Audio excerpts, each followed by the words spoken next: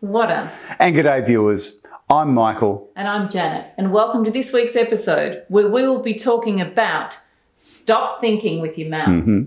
Where we challenge you to think before you speak.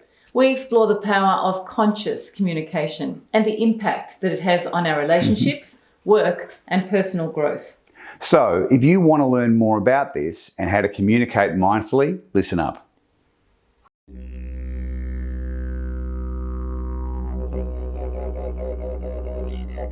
What a. And g'day, I'm Michael. And I'm Janet, and welcome to today's podcast where we will be talking about thinking with your mouth. Many of us are guilty of it. We speak before we think, and sometimes it can lead to unintended consequences, and sometimes lifelong relationships. So what does thinking with your mouth mean?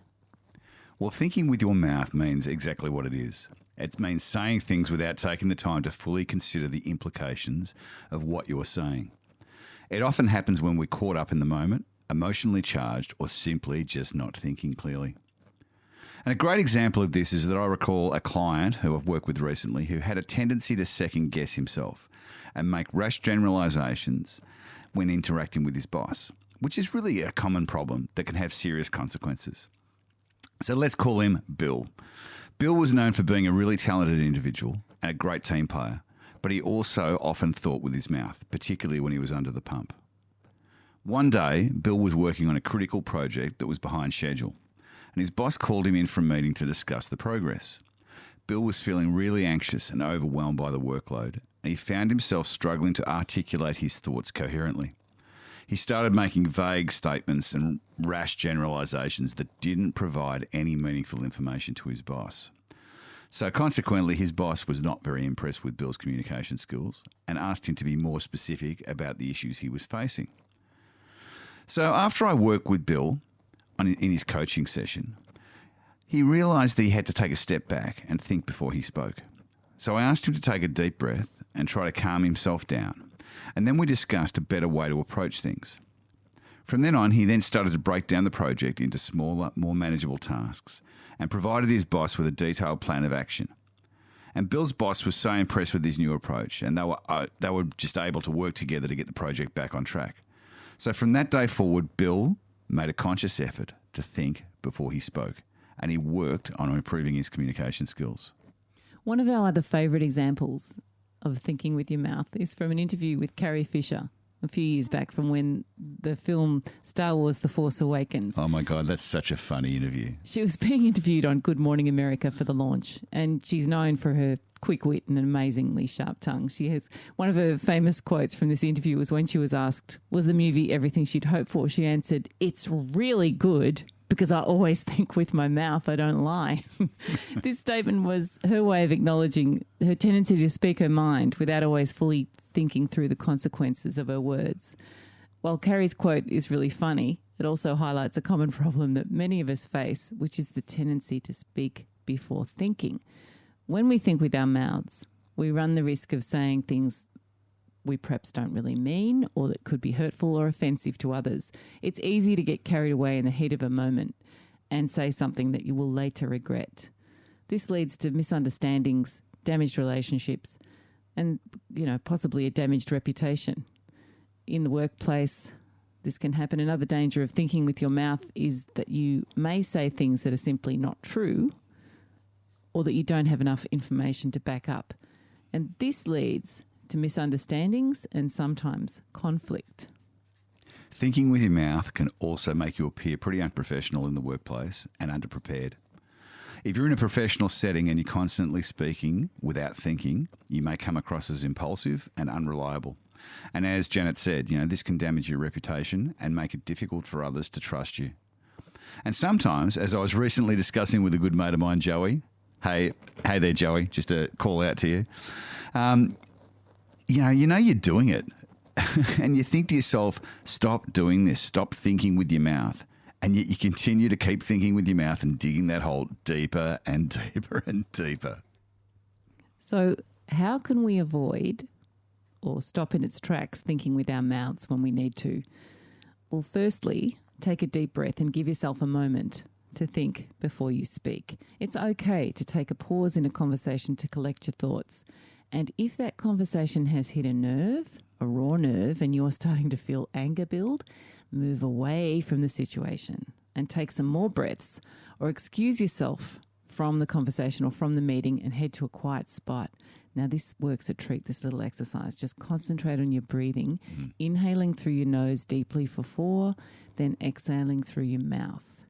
Repeat that about 4 times. This simple exercise makes a powerful change in your physiology and, in turn, your response. Secondly, try to consider the impact that your words have before you say them.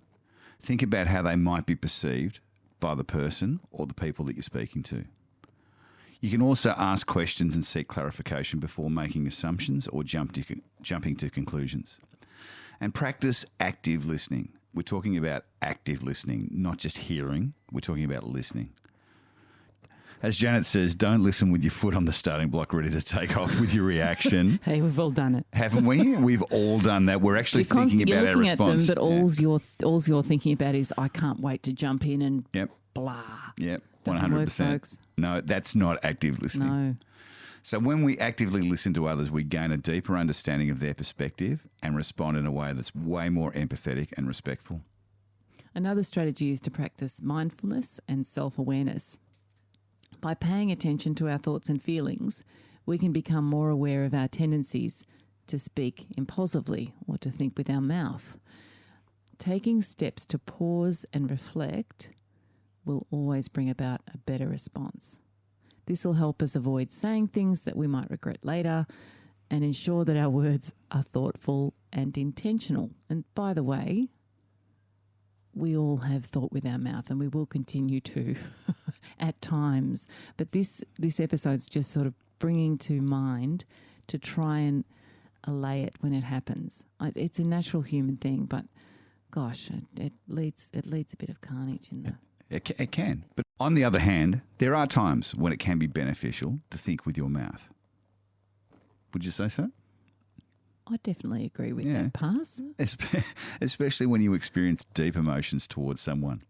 Speaking out loud about your emotions can help you gain emotional clarity and a much better understanding of what you're truly feeling. Imagine how many relationships would not have started if people had not blurted out, I really like you, or I can't stop thinking about you, or thank God I blew a tyre today in the pouring rain on a busy road with no spare so I could stop thinking about you for one whole minute.